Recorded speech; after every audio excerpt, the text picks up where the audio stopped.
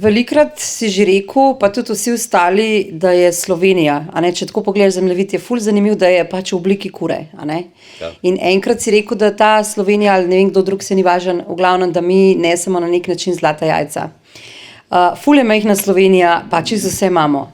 In slišala sem, da je pleksus celega sveta. In da to, kar bomo mi nekako tukaj kolektivno naredili, da se bo razširil po celem svetu. Zakaj smo mi tukaj v Sloveniji in kaj je v bistvu res jedro tega? Glej, zdaj tako, ne? Jaz ne bom tega, kar si izjavila, niti zanikal, niti potrdil. Zakaj? Iz čist preprostega razloga. Mi se moramo zavedati ene stvari. Nebo ali nebesa je naš oče, zemlja je pa naša mati.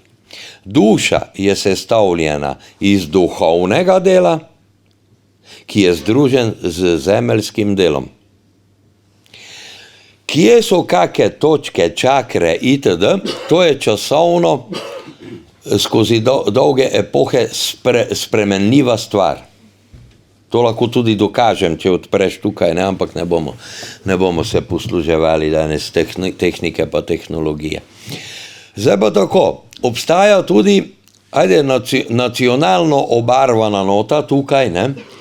Pa recimo trdijo naprimer Srbi na Kosovem, da je tam center, pa trdimo Slovenci, da je center, pa trdijo Beograjčani, da je center, ne?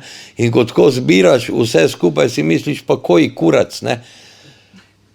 In ti enostavno pridajo od Jidu Krišnamurtije besede v ne? Tudi če milijarde ljudi ali pa milijoni ljudi, tako je zapisal, verjamejo, da je nekaj res, je to lahko daleč od resnice. Tako da se jaz, na primer, absolutno, to je moje individualno, ne, na to ne oziram, kje je kaj, vem pa nekaj, ker sem pred leti, ko je Dalaj Lama prišel v Maribor, tam odprl nebo, pa to še danes njegovim lamam pripisujejo, pustimo zdaj to, ne. To morate vedeti, so prinesli Tibetanci v Slovenijo in to je skrito in prikrito pred vsakim, ne, rešitev za to krizo. In v najhujšem možnem scenariju bodo čez nas samo letele rakete ali pa avioni, tukaj pa ne bo ničesar hudega. Zaščito so nam prinesli.